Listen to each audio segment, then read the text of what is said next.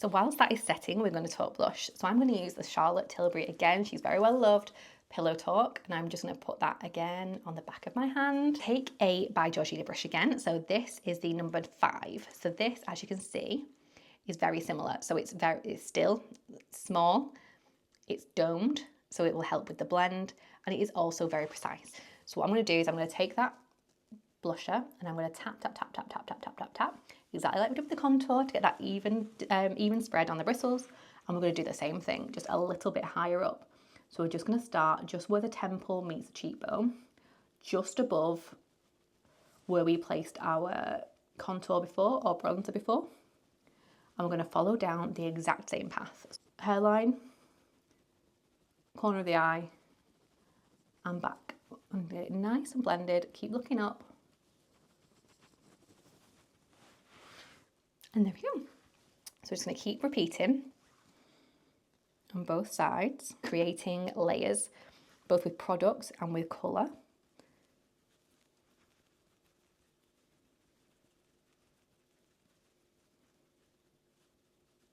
And again, we want to keep stamping that product. No dragging. Just stamp, stamp, stamp, stamp. And what this also does, by doing contour and then your concealer and then your blush, it helps to harmonise all three together. So what you'll notice is you don't need to be as careful with placement and things like that, because your blush will help bring it all together in such a cohesive way.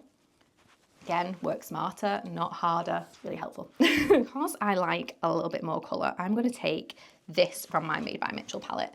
This one right here, it is called a Shy Boy. And I'm going to do the same thing again. I'm going to take that same brush. I'm just going to tap into that product. I'm going to tap it off on here. Again, look at that pigmentation. And that's one really simple hack as well when you buy new makeup. By doing this, you can see how pigmented it is. If hardly anything came off that and I put it straight on my skin, that'd be fine. But if I went into that product and went straight on my skin, I might have an issue. And if I was a beginner with makeup, that could really put me off because I wouldn't know how to fix it. So I'm just going to take that and I'm just going to really lightly, again,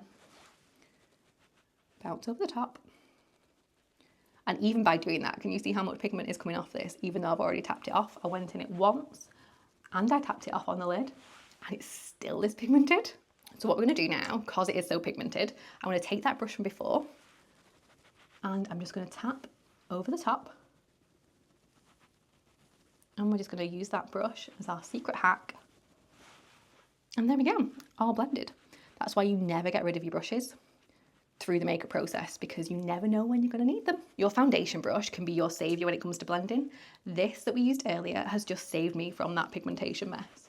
By going over and around the edging, it's helped me blend it so seamlessly, tone down the pigment massively, and it's probably saved my look. Your blush is a little bit out of control. Just grab your foundation brush, dab back over the top of where you were, and it'll tone that right back down for you. So to finish concealer, we're going to grab our concealer brush again. And we are going to do the exact same thing. So we're just going to tap really lightly. And again, keep it concentrated to that area that we applied the product. We don't want to move it around. We just want to blend it in. And can you see already how much more flawless that one's? Now while our concealer's in place, let's set those and dries. What I want you to take next is a pressed powder. So what is one of those? It looks like this. So literally a powder that's been pressed and compacted together. So this is the one that I'm currently loving and that I use on my hen do and wedding. It's the Hourglass Vanish Powder in Translucent. Charlotte Tilbury also do a gorgeous one called the Airbrush Flawless Finish. And Maybelline do one called Fit Me, which is really accessible as well. What we're going to do is we are going to take our powder and we are going to take a domed brush. So there is this one. So this is from Morphe. It's the E48. There is also...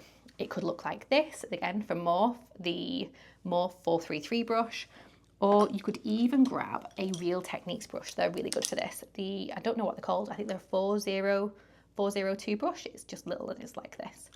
Anything like that will work. So I want you to take your pressed powder and your brush of choice, going to tap into that product. And we are going to tap that off. As you can probably see all the powder that's coming off that, because we don't want there to be too much. Now we're going to do this in 2 stages, one eye at a time. That's really important. So what we're going to do first is we're going to grab that concealer brush. You are going to remember what side of the brush you powdered it on, and you're going to hold it so the powder is facing you.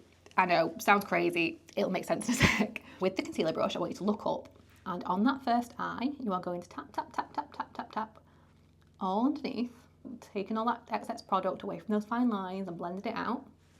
You're going to keep looking up. Take that brush with the powder on, and you are going to tap, tap, tap, tap, tap under that eye.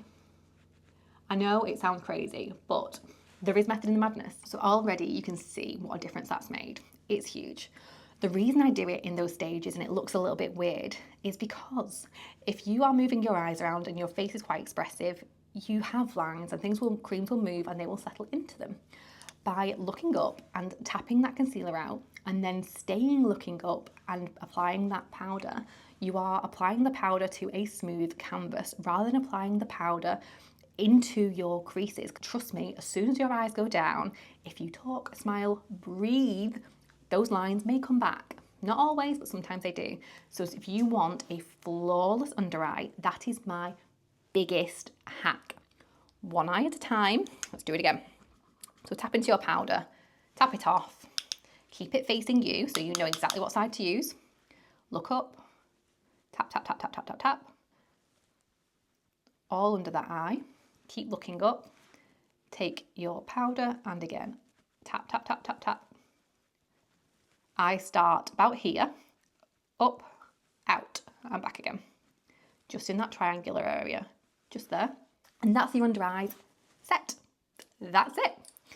What I am going to do though is take some of that powder and just put it in a couple of other places where I don't want that shine.